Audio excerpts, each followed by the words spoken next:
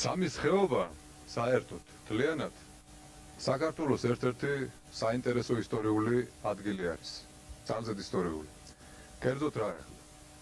სამის ხეობა, როგორც აქ არქეოლოგიურმა გათხრებმა აჩვენა, ჯერ კიდევ ჩვენ წელთაღრიცხვამდე მე-4-მესამე საუკუნეში ანტიკურ პერიოდში წარმოადგენდა დაწინაურებულ სტრატეგიულ პუნქტს.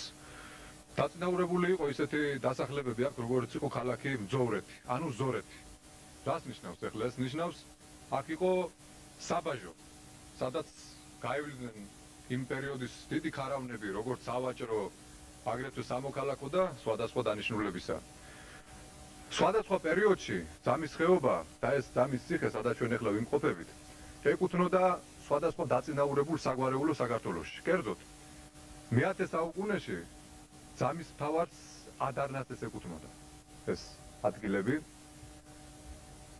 ეს ადარნასე იმ პერიოდში საქართველოში არ იყო მეფობა, ერთიანი სამეფო არ იყო, დაშლილი იყო მე-10 საუკუნის საქართველო.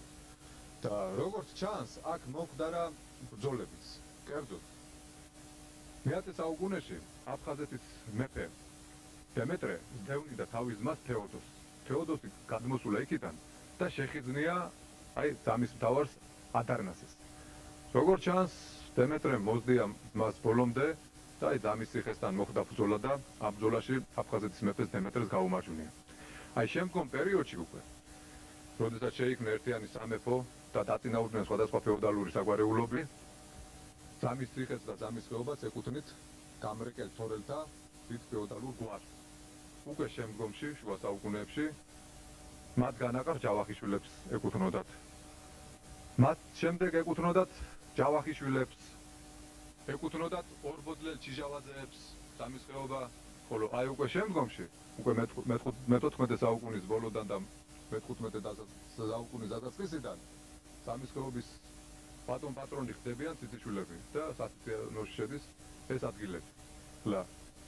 ჩვენ ვილაპარაკეთ ზოვრეთზე და უნდა ვთქვა ისიც, რომ აქ მოსახლეობა იმასთან დაკავშირებით, რომ ზოვრეთი განთქმული დაწინაურებული ქალაქი იყო შუა საუკუნეების საქართველოსში, მოსახლეობა იყო მრავალფეროვანი.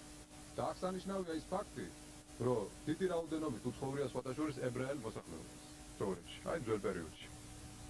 მას შემდეგ ისინი ქართლის სხვადასხვა რეგიონებში გავიდნენ. გვარის არსებობს ზორელაშვილი ესეთი არსებობს. რაც შეეხება ძამის ციხეს, ამ ციხეზე ერთი დიდი ლაშქრობაც მოახდინა თვით თემურ ლენგმა.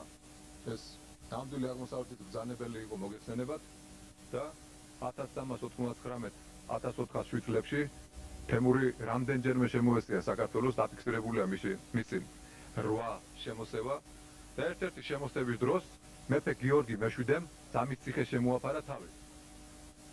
თემური შემოეწყო ციხეს და დაიწყო მისი ლაშქრობა, მაგრამ ვერ იღებდა ციხეს. ბოლოს შეტევა თურმე თვითონ პირადად თემურმა უსარდლა ჯარს და ქართველებმა რომ დაატყვეს, რომ უკვე თემურის ლაშქარმა შელეწნა ჭენი ციხესი, მაშინ უკვე გიორგი მე-7-ს ბრძოლით გაუკაფია გზა, გაურღვევი ალყა და სხვა ციხეს შეხიზვნია აქედან ძამის ხეობიდან ძალზედ დიდი სტრატეგიული გზები გადადიოდა როგორც სამხრეთ საქართველოში, ისევე საქართველოს სხვა რეგიონებში.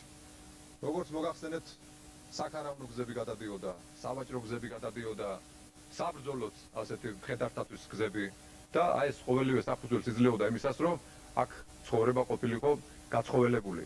მაგრამ როდესაც მე-15 საუკუნეში 1453 წელს კერძოდ თურქებმა ძირს დასწეს ბიზანტიის იმპერია და მათი აგრესია საქართველოსაც შეეხო, მათ სამხრეთ საქართველოს სამწყე-საათაბაგო მოგლიჯეს საქართველოს, აქ უკვე სტრატეგიულმა გზებმა მნიშვნელობა დაკარგა და მძოვრეთის მოსახლეობა, ზღუდრის მოსახლეობა უკვე იწყებს ბარში ჩასვლას, ხოლო როდესაც ქალაქი მძოვრეთი დაქვეითდა, მის ადგილზე უკვე წარმოიშვა ახალი დასახლება ორთუბანი.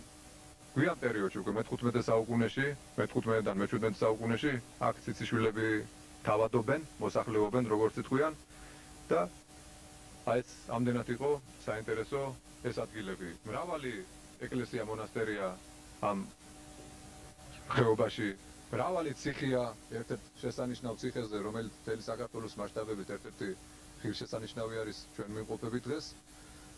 აი ეს იყო შეიძლება ითქვას მოკლედ სამისქრეობის ისტორია.